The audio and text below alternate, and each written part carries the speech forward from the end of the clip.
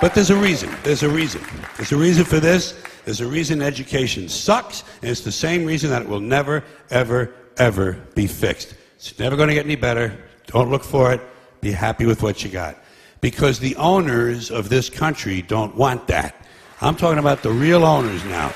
The real owners, the big wealthy business interests that control things and make all the important decisions.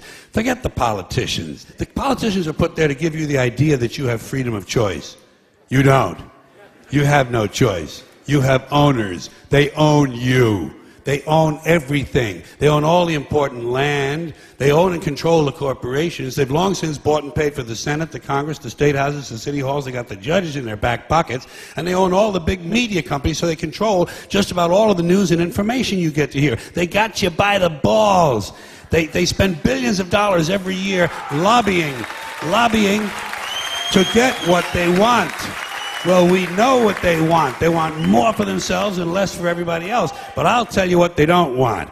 They don't want a population of citizens capable of critical thinking. They don't want well-informed, well-educated people capable of critical thinking. They're not interested in that. That doesn't help them. That's against their interest. That's right. They don't want people who are smart enough to sit around the kitchen table and figure out how badly they're getting fucked by a system that threw them overboard 30 fucking years ago.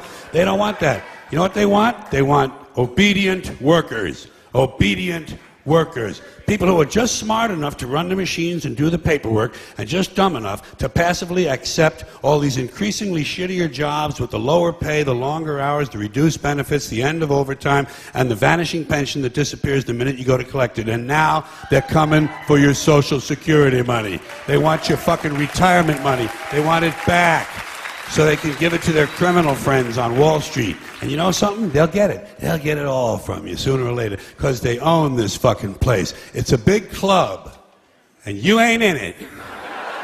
You and I are not in the big club. And by the way, it's the same big club they used to beat you over the head with all day long when they tell you what to believe. All day long, beating you over the head in their media, telling you what to believe, what to think, and what to buy. The table is tilted, folks. The game is rigged. And nobody seems to notice. Nobody seems to care. Good, honest, hard-working people, white collar, blue collar, doesn't matter what color shirt you have on. Good, honest, hard-working people continue. These are people of modest means. Continue to elect these rich cocksuckers who don't give a fuck about them. They don't give a fuck about you. They don't give a fuck about you. They don't care about you at all. At all. At all. Yeah. You know? And nobody seems to notice, nobody seems to care. That's what the owners count on, the fact that Americans will probably remain willfully ignorant of the big red, white, and blue dick that's being jammed up their assholes every day. Because the owners of this country know the truth. It's called the American dream, because you have to be asleep to believe it.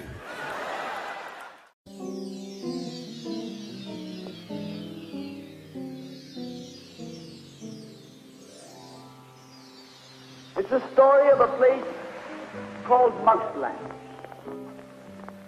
Mouseland was a place where all the little mice lived and played, were born and died, and they lived much as you and I do. They even had a parliament. And every 4 years they had an election. They used to walk to the polls and cast their ballot. Some of them even got a ride to the polls.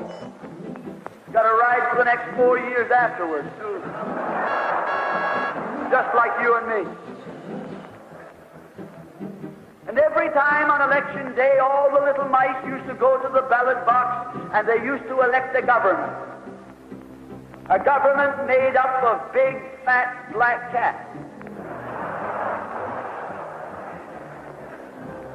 Now, if you think it's strange that mice should elect a government made up of cats, you just look at the history of Canada for the last 90 years, and maybe you'll see that they weren't any stupider than we are. Now, I'm not saying anything against the cats. They were nice fellows. They conducted the government with dignity. They passed good laws. That is, laws that were good for cats. But the laws that were good for cats weren't very good for mice. One of the laws said that mouse holes had to be big enough so a cat could get his paw in.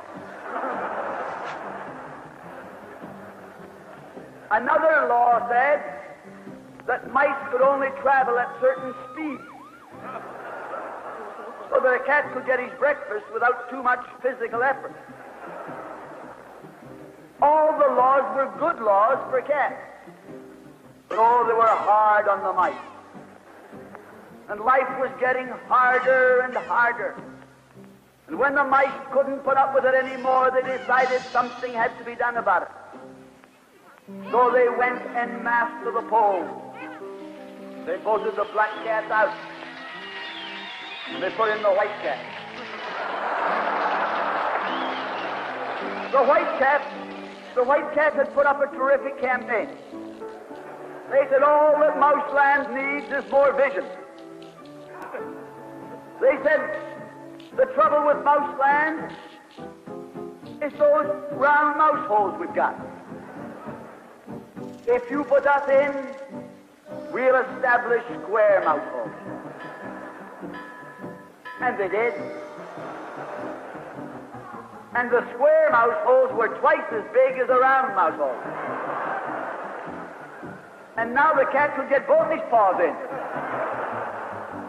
And life was tougher than ever. And when they couldn't take that anymore, they voted the white cats out and put the black ones in again.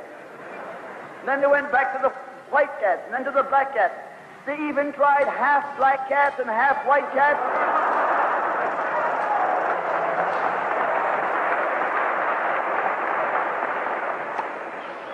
And they called that coalition.